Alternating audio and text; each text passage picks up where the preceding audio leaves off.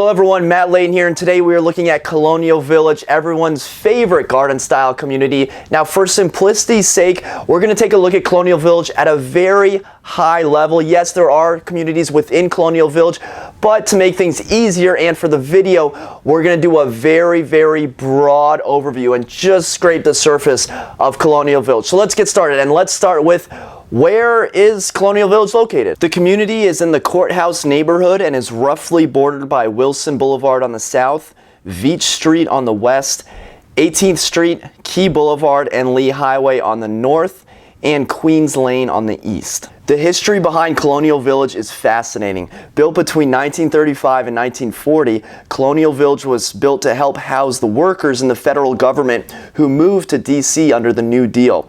The community was the first large-scale apartment development backed by a loan from the newly formed Federal Housing Administration, or FHA.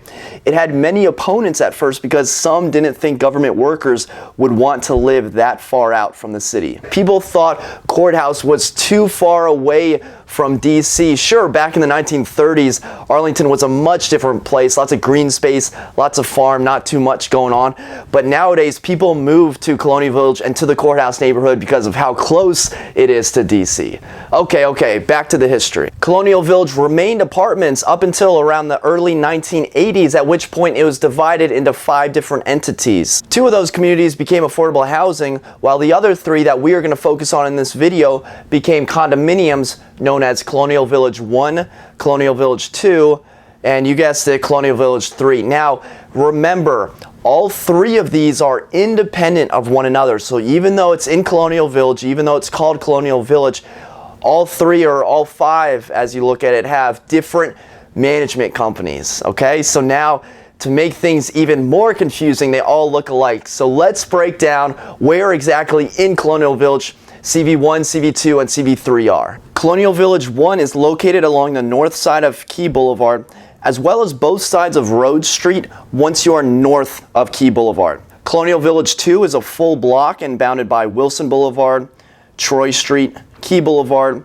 and Rhodes Street. And Colonial Village 3 is the easternmost community located along Wilson Boulevard, Rhodes Street along the east side, and down Queens Lane. The first thing you will notice about Colonial Village is that there is a lot of green space everywhere.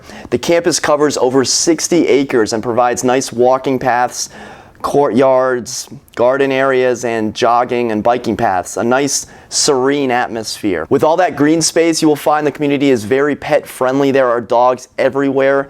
Check with a specific community to learn about any breed or weight restrictions, but a lot of people seek out Colonial Village because of how pet-friendly the community is. Looking at the amenities at Colonial Village, you're only gonna get a few. We got the common grounds that are professionally landscaped, common laundry rooms, and reserved parking. And we'll touch on parking a little bit later. Some buyers and renters want a little more amenities, but the community just wasn't built to support in-unit washer and dryers, underground parking, or other modern amenities. The good news is that with less overhead, condo fees are a lot lower than surrounding communities. Condos are going to vary from studios to 2 bedrooms. You will mostly see 1 bedroom and 2 bedroom units, all of which are going to have 1 bathroom. Most units will have hardwood floors.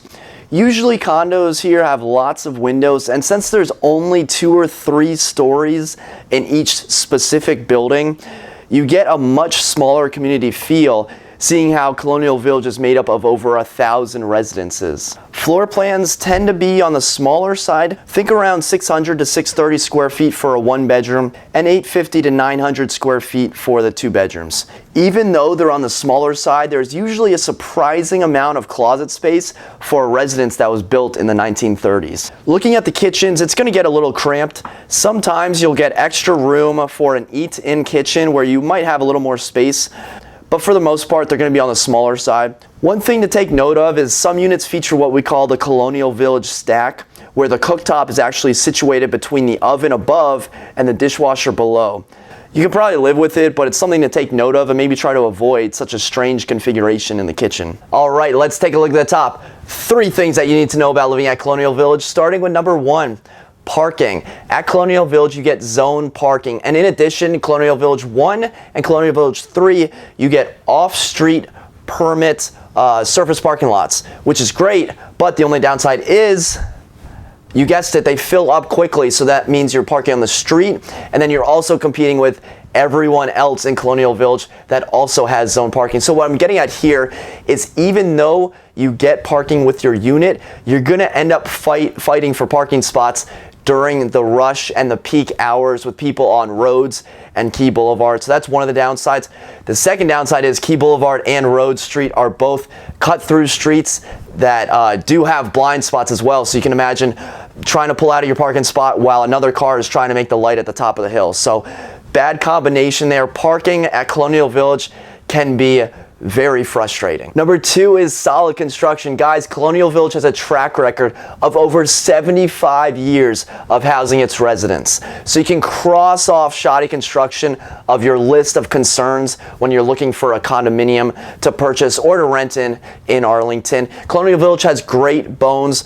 One thing you do have to remember is that if you do have hardwood floors, you need to be sure to put down at least 80% of rugs covering it to help out with noise abatement. Number 3 is historical designation. Colonial Village is listed on the National Register of Historic Places, which is awesome. History is awesome. For this video, 2 takeaways. The first takeaway that you need to know is that there's not going to be any added development to Colonial Village. Can we all agree that that's not going to happen? The buildings themselves only take up around 18% of the entire land that they sit on, which means that there's a ton of green space, lots of trails, lots of gardens, lots of you name it. That's part of the charm of Colonial Village. That's not going anywhere. There's going to be no added development.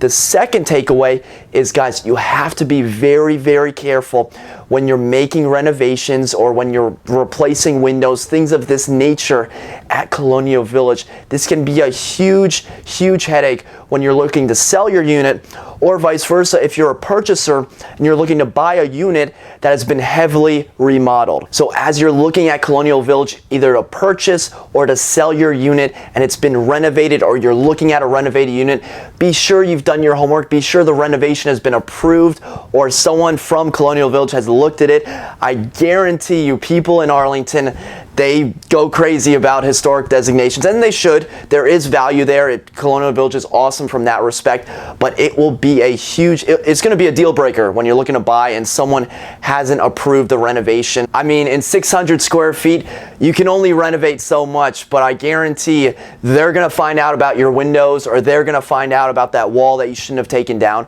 So please, please, please do your homework. So there you have it, the top 3 things you need to know about living at Colonial Village. Just to recap: number 1, parking. Number 2 is solid construction. And number 3, historic designation.